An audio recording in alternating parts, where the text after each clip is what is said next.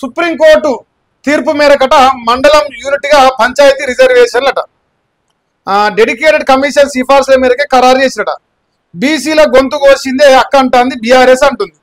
2019లో 34% నుంచి 22% తగ్గించింది అంటుంది. బీసీల గురించి మాట్లాడే హక్కు వాళ్ళకు లేదంటుంది పంచాయతీరాజ్ శాఖ మంత్రి సీతక్క చెప్పింది. మండలం ఒక యూనిట్గా తీసుకుందంట. మరి అక్క చాలా గొప్ప గొప్ప మాటలు మాట్లాడింది. సరే ఏదైనా మాట్లాడి కానీ బీసీల గొంతుకు వచ్చిందే బీఆర్ఎస్ అంటుంది. తప్పేం లేదు అక్క, నువ్వు అన్నమాట కరెక్టు. కేసీఆర్ అనే వ్యక్తి బీసీలకు ఒక రాక్షసుని లెక్కన మేము కూడా చూస్తాం. దాంట్లో ఏం తప్పలేదు నువ్వు మాట్లాడిన దాంట్లో. 34%ని 22% తగ్గించింది. కేసీఆర్ కిరాతకుడు అయితే వాళ్ళ తాత మీరు అక్క. కేసీఆర్ 22కే దించిండు, మీరు 42 పొడిచిస్తామని చెప్పిర్రు. 42 చేతగాక 22 చేతగాక 17 ఇచ్చిర్రు అక్క. అది చెప్తలేరు మరి మీరు, అది చెప్పాలి కదా అక్క. సో ఈరోజు కాంగ్రెస్ పార్టీ 23 నెలలకెళ్ళి కాలయాపన చేసింది. మీ అందరికి తెలుసు, నాకు కూడా తెలుసా. మరి మన సీతక్క గారు చెప్పిన విషయం మనం మాట్లాడితే, ఈ తెలంగాణ రాష్ట్రంలో కాంగ్రెస్ పార్టీ అధికారంలోకి వచ్చిన కానించి ఈ రోజు బీసీ రిజర్వేషన్ గురించి మాట్లాడలేని రోజు అంటే ఏముందంటే చెప్పు. ఈ ఎన్నికల రిజర్వేషన్లు ఇది కన్ఫామ్ కాకముందు వరకు లెక్క, నిన్న మాట దానికి వదిలేస్తే ఈ వారం 10 రోజులు పక్కన పెడితే ఆల్మోస్ట్ 23 నెలలు రోజు పేపర్లో BC BC reservation reservation BC reservation BC reservation ఇదే పని. ఇవాళ నోట్లకి వెళ్ళి అంటుంది అక్క బీసీలో గొంతు కోసిరు, మాట్లాడే హక్కు లేదు అంటుంది. వాళ్ళకు హక్కు లేదు అనేది ఒకవేళ నిజమైతే అసలు మీరు మాట్లాడడానికి ఆమడ దూరంలో నిలబడాలి. మరి ఇప్పుడు వాళ్ళకి హక్కు లేదేమో, మీరు ఆమడతో నిలబడాలి. ఎందుకంటే ఈ రాష్ట్రంలో మీరు అధికారంలోకి వచ్చింది కామారెడ్డి బీసీ డిక్లరేషన్ అమలు చేశాను. విద్య ఉద్యోగాలు రాజకీయాల్లో బీసీలకు అవకాశాలు కల్పిస్తామని చెప్పేసి మీరు నమ్మించి తడిపట్ట పెట్టి గొంతు కోసిరు. దాన్ని చెప్పరా అక్క? 34% చేసినోడే బీసీ ద్రోహి అయితే మరి 42% చేస్తానోడు ఏమవుతాడు అక్క? పత్తి కింద అవుతాడా? నాకు తెలియదు. అక్క మాట్లాడిన నేను అనుకుంటాను వాడు మంచోడు అవుతాడన్నమాట. ఇప్పుడు ఇంత వాగింది తప్ప మరి 9th షెడ్యూల్లో మీరు చేర్పించలేకపోయినాం, మా ప్రభుత్వానికి దమ్ము లేదు, మేము దద్దమ్మలను ఒప్పుకుందా? అట్లా ఒప్పుకోదు. మళ్ళా ఆ స్టేట్మెంట్స్ రావు. ఇట్లాంటి మంచి మంచి మాటలు అయితే మాట్లాడతారు. ఇప్పుడు వీళ్ళ టార్గెట్ అంతా ఏంటంటే బీఆర్ఎస్ పార్టీని గ్రామ స్థాయిలో డ్యామేజ్ చేయాలి. ఇప్పుడు వీళ్ళు పార్టీ పరంగా రిజర్వేషన్ దొంగ మాటలు మాట్లాడతారు, ఈ పేపర్లు రాస్తాయి.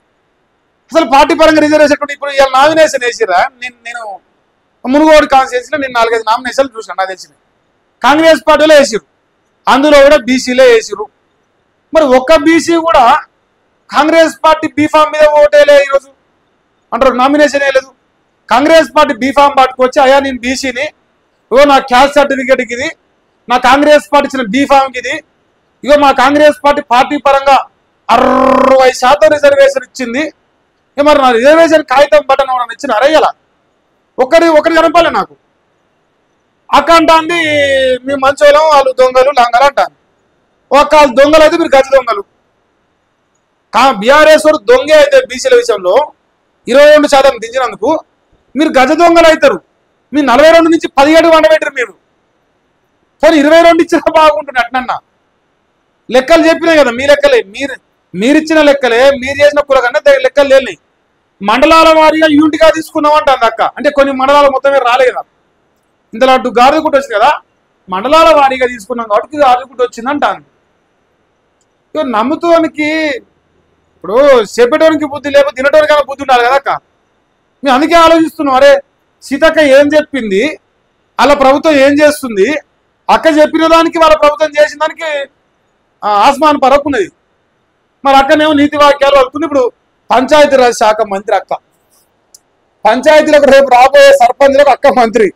సో పంచాయతీరాజ్ శాఖ మంత్రి గారు పంచాయతీలలో కాంగ్రెస్ పార్టీని గెలుపుకోవడానికి గెలుపే లక్ష్యంగా ఇప్పుడు అక్క ఏం చెప్తానంటే బీసీలను మోసం చేసింది బీఆర్ఎస్ బీజేపీ, మేమంటే రేవంత్ అంటే బీసీ, బీసీ అంటే రేవంత్ కాబట్టి కాంగ్రెస్ అంటే బీసీ, బీసీ అంటే కాంగ్రెస్ కాబట్టి మాకు ఓటేది అని చెప్పే ఈ కార్యక్రమంలో భాగంగా అక్క మాట్లాడింది.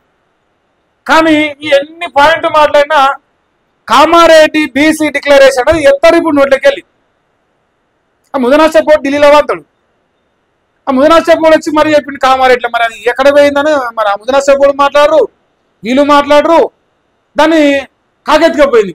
ఆ కాకి ఢిల్లీలో అంటది, పైసలు ఎత్తుకపోతుంది, పథకాలు ఎత్తుకపోతుంది, అభివృద్ధి పనులు ఎత్తుకపోతుంది, ఢిల్లీకి ఎత్తుకపోతుంది. ఏదైనా ఎత్తుకపోయిన తర్వాత మా అన్నని ఇది పంపించి ఏంది రేవంత్ అని అంటే, ఏమిరా కోసుకొని తింటే ఎవరా, నన్ను కోసుకొని తింటే ఎవరా, ఇట్లుంటది మన మన భాష.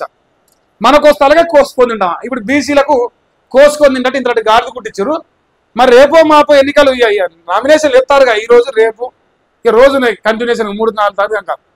సో నామినేషన్లు వేసిన తర్వాత జనరల్గా గాడిద గుడ్డు గింతే ఉంటుంది అనుకుంటా, మరి నాకు తెలియదు. ఎందుకంటే తెలంగాణలో ఒకే ఒక గాడిద పెడుతుంది గుడ్డు, నాకు తెలిసి ఏమంటారు గాడిది ఇంతలా ఉంటుంది.